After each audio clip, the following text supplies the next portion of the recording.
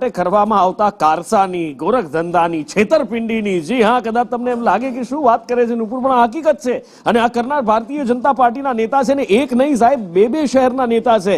હા, રાજકોટ અને અમરેલી બે જગ્યાએ દસ્તાવેજ ખોટા રજૂ કરવામાં આવ્યા, પોતાના જ દસ્તાવેજ. કોઈને વોર્ડ પ્રમુખ બનવું છે, કોઈને તાલુકા પ્રમુખ બનવું છે, ને એના માટે જન્મના દાખલામાં છેડછાડ કરવામાં આવી અને ખોટા દાખલા રજૂ કરવામાં આવ્યા. વૈભવી ગાડીઓ સાથે ફોટા, ગળામાં ભારતીય જનતા પાર્ટીનો ખેસ, અને એમાં પણ એક બાજુ છે રાજકોટના નેતા, બીજી બાજુ છે અમરેલીના નેતા.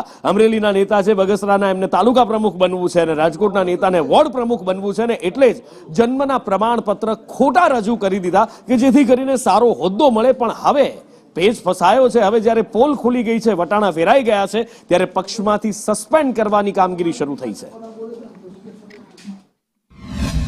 જેણે 1992 ની અંદર 8મા ધોરણ પાસ કરેલનો રિઝલ્ટ છે મારી પાસે, અને એનો જન્મ તારીખનો દાખલો પણ મને આપ્યો છે. એમની અંદર એનો જન્મ એણે 1982 દર્શાવ્યો છે. એટલે 10 વર્ષની ઉંમરે એણે ભાઈ 8મા ધોરણની પરીક્ષા આપી, એટલે તદ્દન ખોટું એણે દર્શાવ્યું છે. એની હકીકતની ઉંમર 1978 છે. એ પણ મારી પાસે ઓરિજિનલ એની વસ્તુ છે. તો આજે રાજકોટમાં આજે બનાવ બન્યો કે પ્રમુખ બનવા માટે પોતાના કાગળિયામાં છેડછાડ કરી દાખલાની અંદર. આવતીકાલે આ વ્યક્તિ કોઈના 7/12માં પણ છેડછાડ કરીને પોતાનો જમીન માલિક બની શકે છે. તો આની ઉપર કાયદાકીય પ્રક્રિયા પ્રમાણે કેસ થવો જોઈએ એવી મારી માનવું છે. આખા ગુજરાતની અંદર ડુપ્લિકેટ સિવાય કાંઈ ખાસ છે નહીં.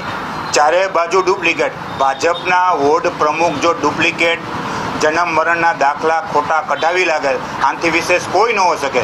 ખરેખર જે વોર્ડ પ્રમુખ બનવા માગે છે એના નીતિ નિયમ એને નક્કી કરેલા છે, એમાંય છેડછાડ કરવામાં આવી છે.